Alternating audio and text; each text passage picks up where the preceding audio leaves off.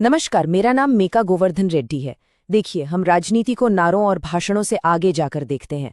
हमारा काम है शासन को डेटा की नज़र से समझना, जिसे हम कहते हैं डेटा इंजीनियरिंग फॉर गवर्नेंस। आज हम अरुणाचल प्रदेश की म्याऊं विधानसभा सीट में जो चुनावी बदलाव हुआ, उसकी गहराई से पड़ताल करेंगे। ये किसी एक पार्टी की हार या जीत की कहानी नहीं है।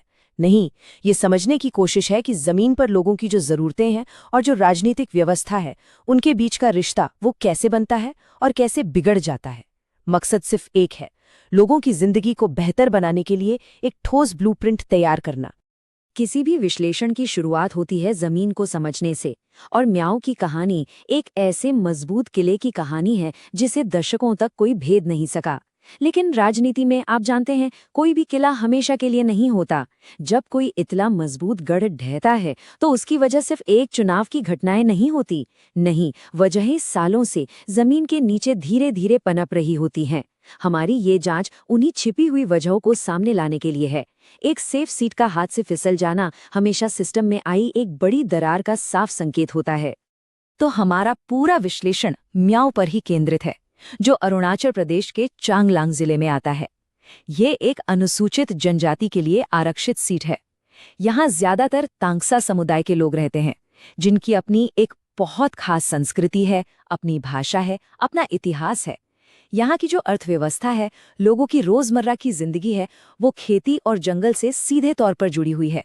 इसलिए यहाँ की राजनीति भी जमीन, जंगल और पानी जैसी बुनियादी सुविधाओं के ही इर्द गिर्द घूमती है।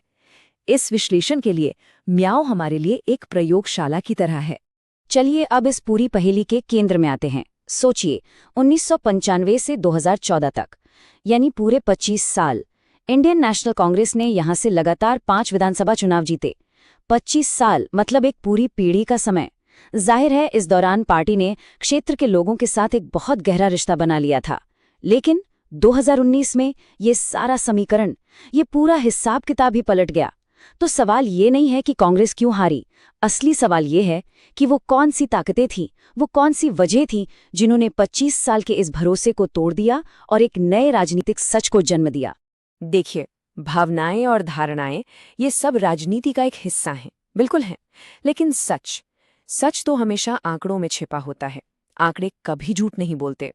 वो कहानी को बिना किसी लाग लपेट के जैसा है वैसा ही हमारे सामने रख देते हैं।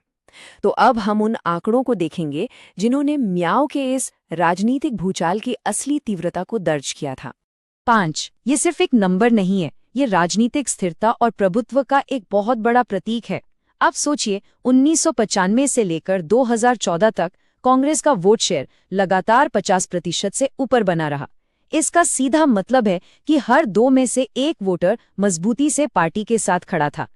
इस तरह का प्रदर्शन एक मजबूत संगठन और जमीन पर गहरी पकड़ के बिना हो ही नहीं सकता। ये आंकड़ा उस नींव की मजबूती को दिखाता है जो 2019 में बुरी तरह हिल गई। और फिर ये आंकड़ा हमारे सामने आता है, -22.2%। 2019 के चुनाव में कांग्रेस का वोट शेयर एक झटके में 22% से भी ज्यादा गिर गया। आप समझिए, चुनावी विश्लेषण में 5% का स्विंग भी बहुत बड़ा माना जाता है, और 22% का स्विंग, ये तो एक राजनीतिक सुनामी की तरह है। ये सिर्फ कुछ हजार वोटों का इधर उधर होना नहीं है।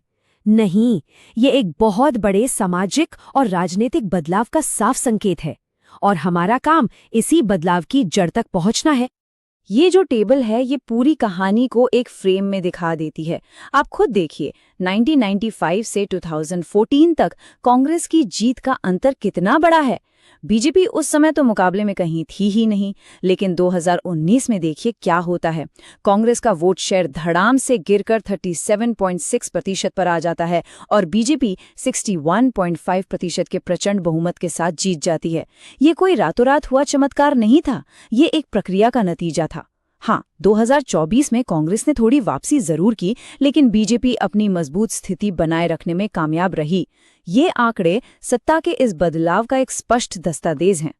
तो यहाँ ये समझना बहुत जरूरी है कि ये कहानी सिर्फ एक पार्टी के कमजोर होने की नहीं है, ये कहानी दूसरी पार्टी के बहुत ही व्यवस्थित तरीके से अपनी जगह बनाने की भी है।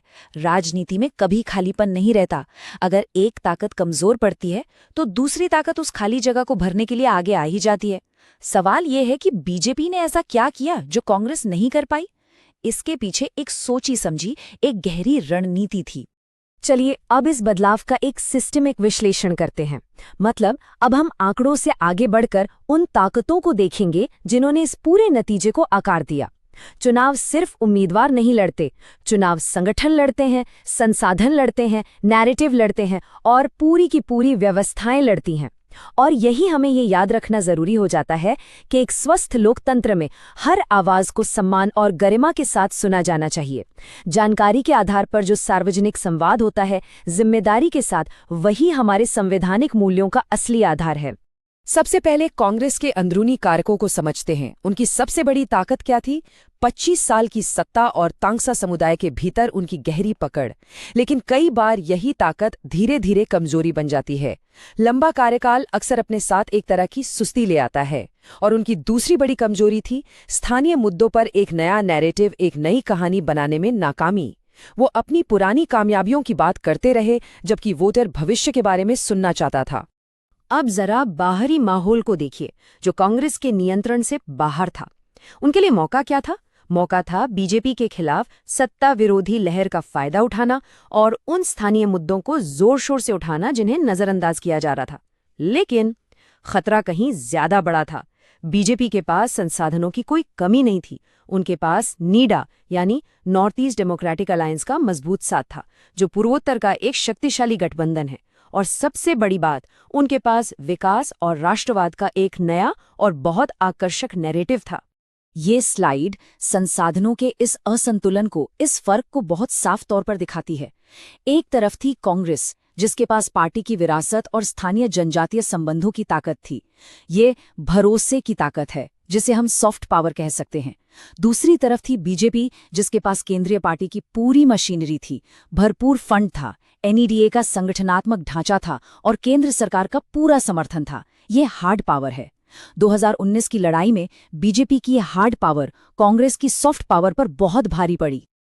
तो अब हम रणनीति और संसाधनों की दुनिया से बाहर निकलते हैं और उस इंसान पर ध्यान देते हैं जो लोकतंत्र का असली केंद्र है, यानी मतदाता। क्योंकि दिन के आखिर में कोई भी चुनाव लोगों की उम्मीदों, उनकी समस्याओं और उनके रोजमर्रा के जीवन से ही तो जुड़ा होता है। अगर कोई रणनीति जमीन की आवाज नहीं सुनती तो उसका फेल होना तय है। तो आइए म्याऊं के मतदाता की आवाज सुने। हमारी सड़कें, हमारा पानी, हमारा भविष्य। ये सिर्फ कोई नारा नहीं है, ये म्याऊं के हजारों लोगों का दर्द भी है और उनकी उम्मीद भी। जब राजनीतिक दल बड़ी बड़ी राष्ट्रीय बहसों में उलझे रहते हैं तो आम मतदाता अक्सर बहुत ही बुनियादी चीजों के आधार पर अपना फैसला लेता है। क्या मेरे बच्चों को स्कूल जाने के लिए एक अच्छी सड़क मिलेगी? क्या मेरे घर में पीने का साफ पानी आएगा? इन्हीं सवालों के जवाब वोट का रुख तय करते हैं। और ये हीट मैप ये सब कुछ साफ कर देता है। मतदाताओं की सबसे बड़ी और सबसे जरूरी चिंता थी खराब हाईवे कनेक्टिविटी। ये सबसे ऊपर थी। उसके बाद बिजली और पानी की अनियमित सप्लाई और स्वास्थ्य सुविधाओं की कमी जैसे मुद्दे थे। ये आंकड़े हमें साफ साफ बताते हैं कि 2019 का जो जनादेश था वो शासन की इन्हीं बुनियादी विफलताओं के खिलाफ एक वोट था। जिस पार्टी ने इन समस्याओं का एक ठोस समाधान देने का वादा किया और उस वादे पर भरोसा दिलाया, मतदाता उसके साथ चला गया। तो इस पूरे विश्लेषण से हम सीखते क्या हैं? हम ये सीखते हैं कि डेटा को एक असरदार रणनीति में कैसे बदला जा सकता है। अब हम एक ऐसे ब्लूप्रिंट पर बात करेंगे जो ये दिखाता है कि किसी भी दल के लिए म्याऊं का जनादेश वापस कैसे जीता जा सकता है। और ये सिर्फ चुनाव जीतने का कोई फॉर्मूला नहीं है, ये लोगों का भरोसा जीतने और बेहतर शासन देने का एक पूरा रोड मैप है। हम इसे चतुर्मुख रणनीति कहते हैं, यानी एक 4 आयामी दृष्टिकोण। पहला चेहरा है चुनावी चेहरा, एक ऐसा स्थानीय उम्मीदवार जिसे तांगसा समुदाय अपना माने, जो सच में उनकी आवाज बन सके। दूसरा है संगठनात्मक चेहरा, हर एक बूथ पर एक मजबूत कमेटी जो सिर्फ वोट ना मांगे बल्कि लोगों और पार्टी के बीच एक पुल का काम करे। तीसरा है नैरेटिव का चेहरा, अपनी पूरी कहानी को मौजूदा सरकार के विकास की नाकामियों पर केंद्रित करना। और चौथा है संसाधन का चेहरा, मतलब फंड और कार्यकर्ताओं का सही जगह, सही समय पर इस्तेमाल। ये चारों चेहरे जब एक साथ मिलकर काम करते हैं तभी जीत संभव होती है। तो नेतृत्व के लिए मुख्य सिफारिशें बिल्कुल स्पष्ट हैं। एक सम्मानित स्थानीय तांगसा नेता को मैदान में उतारें। अपनी कहानी को विकास की विफलताओं यानी सड़क, पानी, बिजली जैसे मुद्दों पर ही केंद्रित करें। बूथ स्तर के प्रबंधन में भारी निवेश करें, क्योंकि याद रखिए, हर चुनाव बूथ पर ही जीता या हारा जाता है। और हाँ, वोटों के बंटवारे को रोकने के लिए सही रणनीतिक गठबंधन करें। और यहीं पर हमें ये याद रखना चाहिए कि बूथ मैनेजमेंट और लोगों से जुड़ने में डेटा का इस्तेमाल जिम्मेदारी से होना चाहिए, उनकी निजता और सहमति का पूरा सम्मान करते हुए, जैसा कि भारत का DPDP फ्रेमवर्क भी हमें बताता है। और अंत में ये पूरा विश्लेषण हमें एक बहुत बड़े सवाल पर लाकर खड़ा कर देता है। शासन की इस लड़ाई में क्या डेटा पर आधारित एक ब्लूप्रिंट लोगों के गहरे विश्वास या उनकी धारणा को हरा सकता है? देखिए, रणनीति और आंकड़े जरूरी हैं, बहुत जरूरी हैं, लेकिन वो भरोसे का विकल्प नहीं हो सकते। भरोसा बनाने में सालों लगते हैं और उसे तोड़ने में सिर्फ एक पल। म्याओ की कहानी हमें यही सिखाती है कि राजनीति सिर्फ अंकगणित नहीं है, ये लोगों के दिलों और दिमाग से जुड़ने की कला है। अगर आप एक जन केंद्रित नेता बनना चाहते हैं और अपने निर्वाचन क्षेत्र का उत्थान करना चाहते हैं, तो blueprintstrategies.ai से